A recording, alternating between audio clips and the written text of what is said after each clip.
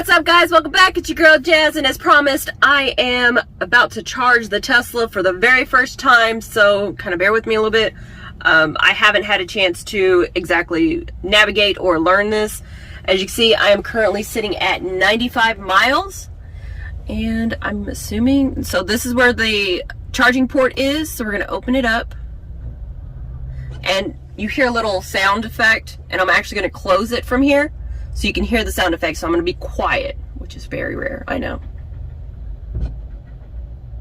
So you can actually see it on the animation too. So it's opening and closing, and I'm going to go ahead and plug it in, and hopefully it won't take long. As you can see right now, it's 7:43. So we're going to see how long it takes to charge, and we are at 95 miles. So we have all this documented. Oh, it's going to cost $15. Oh my gosh, that's expensive. Hold on, wait, supercharging 15. That's in Grapevine though. We're going to see how much this cost. Is it going to be cheaper than gas? I hope so. If it's not, this car might need to go back, and I might not get one. All right, let's go ahead and head out and figure out how this works. I'm not exactly sure how this works. We're going to figure it out together.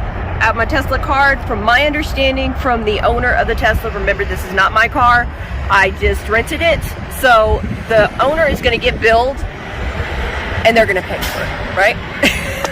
Just kidding. More than likely we're going to get billed for it. I'm not exactly sure all the tidbits behind it, so we do have another Tesla on that end right over there, and apparently everybody wants to follow us because there's another one that just pulled up over here on this side. Hopefully they don't mind being on camera.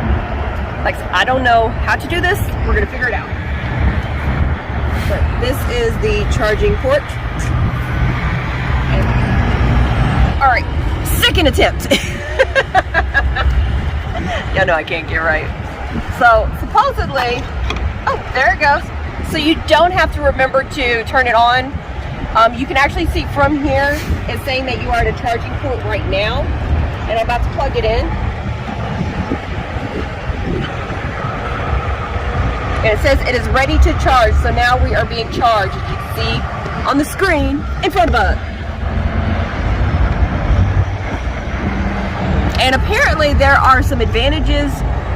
We are at the Colin Bakery in Waco, so we are, as you can see right here, they are offering Tesla some free drinks.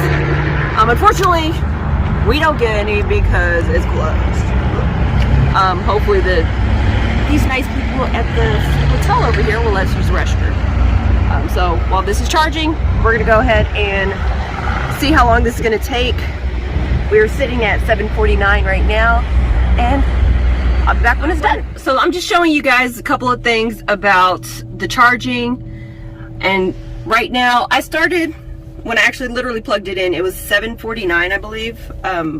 Obviously you can see it a few seconds before, so you guys can know the correct time. And according to my watch, it is 8:07, which is actually the same time that matches here.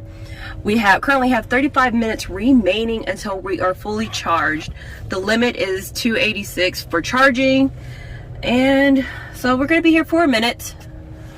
I don't want to have to wait 35 minutes, but at the same time, I kind of take it as a sign that we need a break.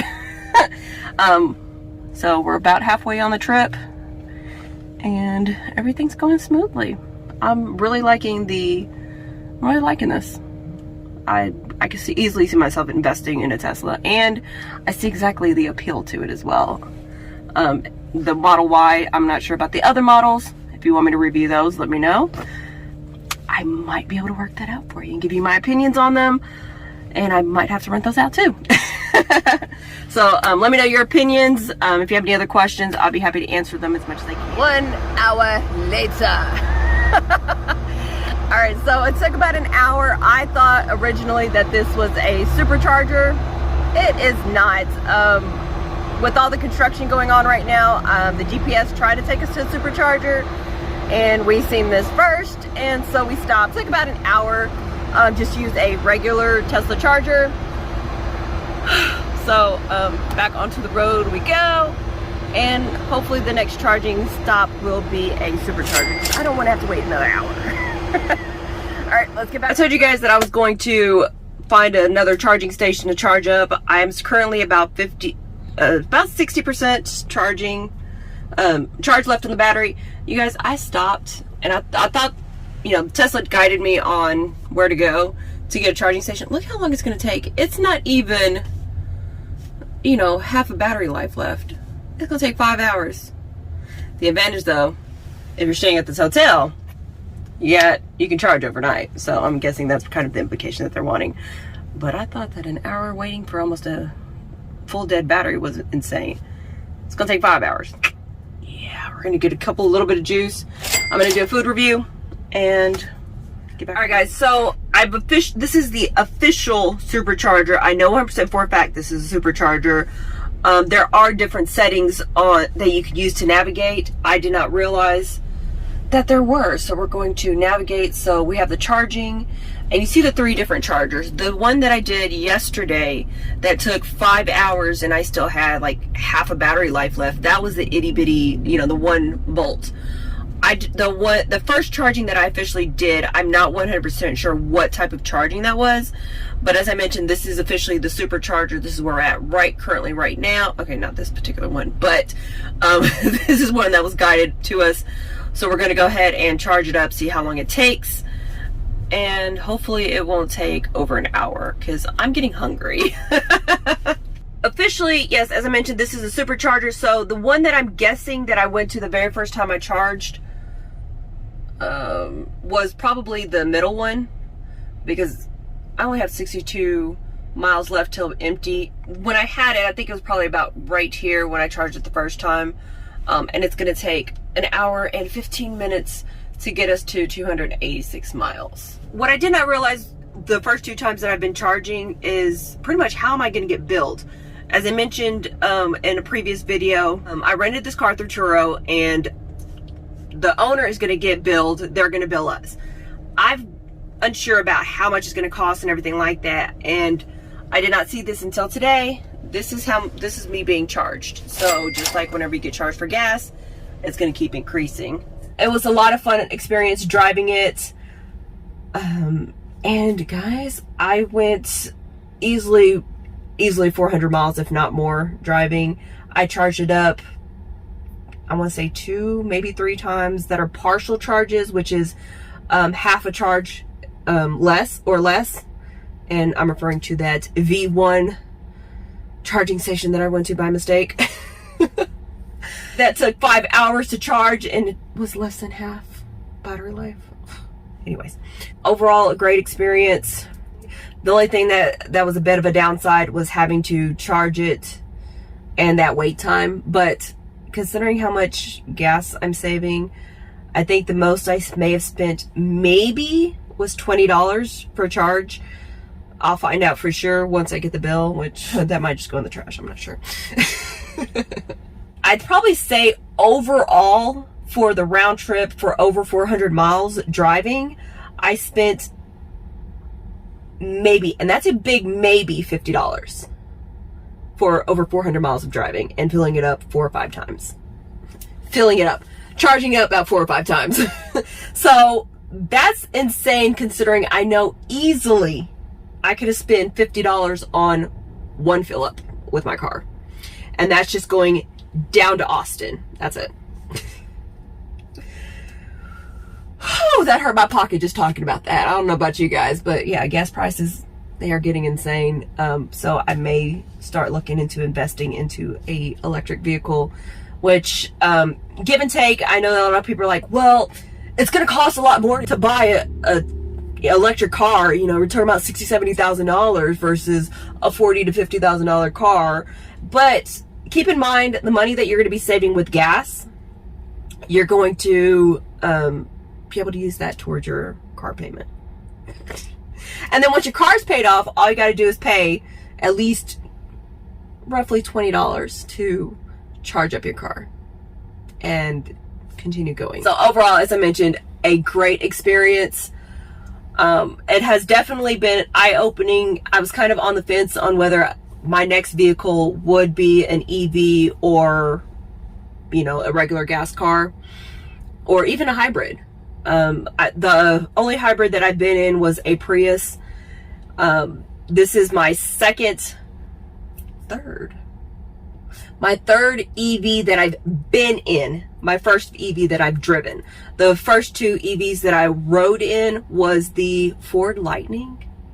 And guys, it was indoors at a car show. Indoors, driving. Okay, I wasn't driving, but I was being driven. And I will say, first of all, that experience was extremely insane. The pickup that the EV had, the Lightning had, was insane. I felt like I was on a roller coaster. No exaggeration at all. The speed that it had, and then that sudden stop that it had, I wish I would have taken video of it. But, and then also, I was indoors in a car that was being driven. It was really mind-blowing and an extremely great experience that I went on the car show. I do have a little bit of footage, but unfortunately I was not able to drive, so I did not do any footage of just being, you know, driven in the vehicle.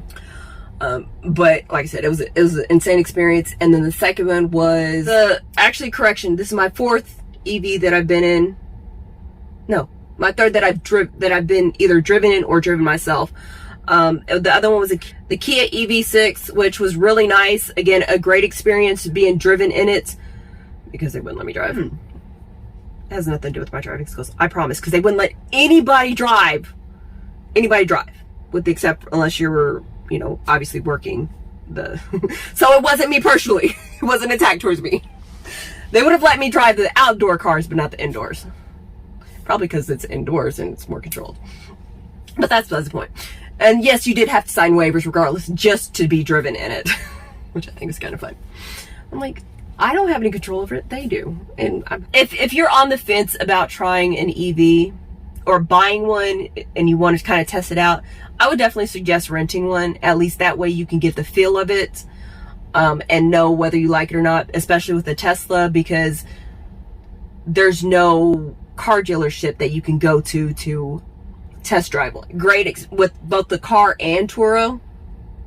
I can't go wrong with each. Yeah, so I think I've covered everything. This is about to be my last time touching this Tesla car and saying goodbye to it.